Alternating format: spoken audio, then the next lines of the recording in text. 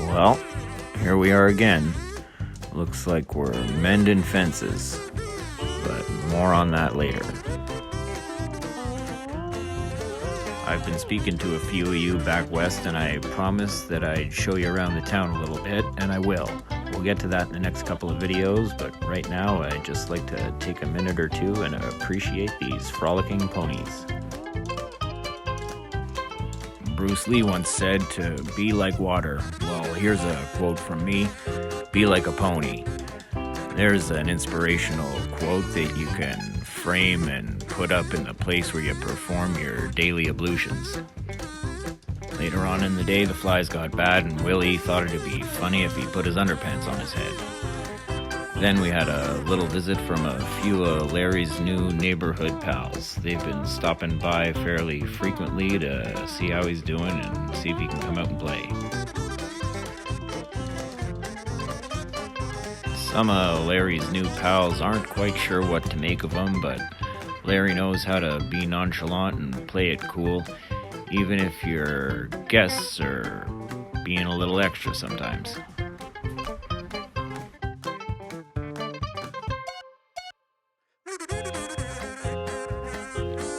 With the gang sitting down to supper, me and Courtney took the opportunity to take a stroll along the track. It lays about 150 meters from our doorstep, and we feel pretty fortunate to have it so close to home.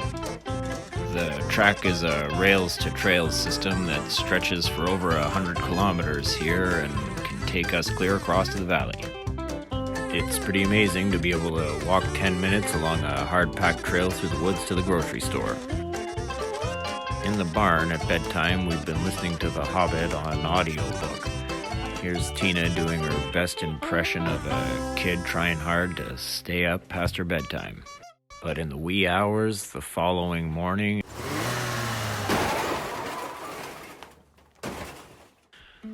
a calamity occurred.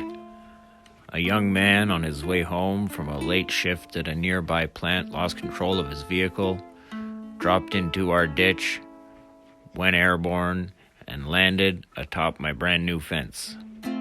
Though the fence did cross my mind, my primary concern was for the young man's well-being, and thankfully he was a little banged up, but otherwise okay. In the morning, when the dust had settled, I cleared a space and explained to the ponies that there would be a slight delay in turnout this morning. They said they'd forgive me for the time being, but I'd better get a move on closing the gaping hole in the fence, or Larry and Tina were gonna start a lemonade stand and Willie was gonna open a kissing booth. Even with the threat from harassment litigation fairly low, if Willie did follow through on his promise to open up a roadside kissing booth, I figured I'd better shake a leg. By this time, the neighbors had heard all about what happened. Started gathering around, so Courtney came out to fend them off so that I could keep going on the fence repair. I told the young fella driving the vehicle that though it was appreciated, the next time he had a recommendation for our landscaping, that he should come and knock on the door instead of trying to do the work himself in the middle of the night. A little trim with the gas goat, and we were back in business. That afternoon, I turned Larry out onto the lush pasture in the back. He hadn't been out here yet, and I figured I'd let him test it out. He could use the extra calories to put on a couple of pounds before the snow flies. The other two, on the other hand, were feeling a little lazy, and I did my best Richard Simmons to try to motivate them to exercise. Once again, it was time for their afternoon nap, and everybody came along willingly and waited their turn at the gate. Okay, maybe Tina wanted one last lap around the yard. They're in the habit of heading to the barn for an hour or so in the afternoon, which is nice because it gives me and Courtney a chance to get some stuff done. When we head out, we like to lock them up tight just in case.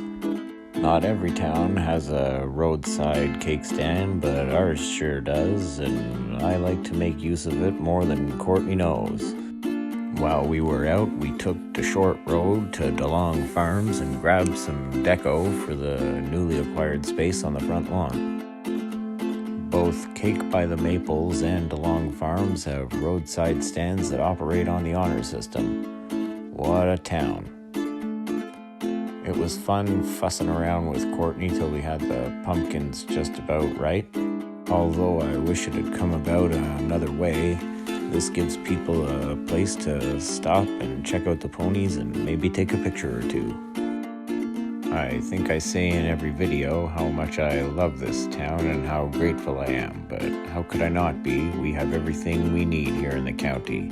Heck, we have everything we need here on our little farm.